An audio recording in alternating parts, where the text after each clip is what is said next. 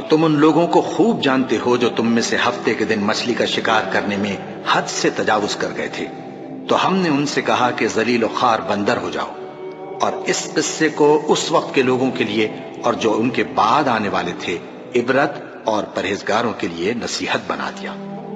اور جب موسیٰ نے اپنی قوم کے لوگوں سے کہا کہ اللہ تم کو حکم دیتا ہے کہ ایک بیل ذبح کرو، وہ بولے کیا تم ہم سے ہنسی کرتے ہو؟ موسیٰ نے کہا کہ میں اللہ کی پناہ مانگتا ہوں کہ نادان بنوں۔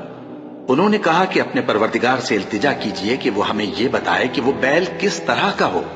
موسیٰ نے کہا پروردگار فرماتا ہے کہ وہ بیل نہ تو بوڑھا ہو اور نہ بچڑا، بلکہ ان کے درمیان یعنی جوان ہو، سو جیسا تم کو حکم دیا گیا ہے ویسا کرو۔ انہوں نے کہا اپنے پروردگار سے درخواست کیجئے کہ ہم کو یہ بھی بتا دے کہ اس کا رنگ کیسا ہو۔ موسیٰ نے کہا پروردگار فرماتا ہے کہ اس کا رنگ گہرا زرد ہو کہ دیکھنے والوں کے دل کو خوش کر دیتا ہو۔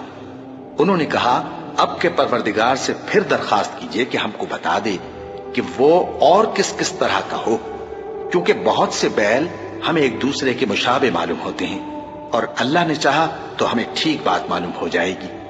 موسیٰ نے کہا کہ اللہ فرماتا ہے کہ وہ بیل کام میں لگا ہوا نہ ہو، نہ تو زمین جوتتا ہو اور نہ کھیتی کو پانی دیتا ہو، بے عیب ہو، اس میں کسی طرح کا داغ نہ ہو۔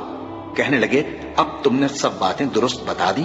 غرض بڑی مشکل سے انہوں نے اس بیل کو ذبح کیا، جبکہ وہ ایسا کرنے والے لگتے نہ تھے۔ اور جب تم نے ایک شخص کو قتل کیا تو اس میں باہم جھگڑنے لگے، حالانکہ جو بات تم چھپا رہے تھے اللہ اس کو ظاہر کرنے والا تھا۔ چنانچہ ہم نے کہا کہ اس بیل کا کوئی سا ٹکڑا مقتول کو مارو، اس طرح اللہ مردوں کو زندہ کرتا ہے اور تم کو اپنی قدرت کی نشانیاں دکھاتا ہے تاکہ تم سمجھو۔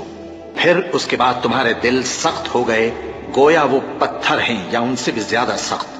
اور پتھر تو بعضے ایسے ہوتے ہیں کہ ان میں سے چشمے پھوٹ نکلتے ہیں، اور بعضے ایسے ہوتے ہیں کہ پھٹ جاتے ہیں اور ان میں سے پانی نکلنے لگتا ہے، اور بعضے ایسے ہوتے ہیں کہ اللہ کے خوف سے گر پڑتے ہیں، اور اللہ تمہارے کرتوتوں سے بے خبر نہیں۔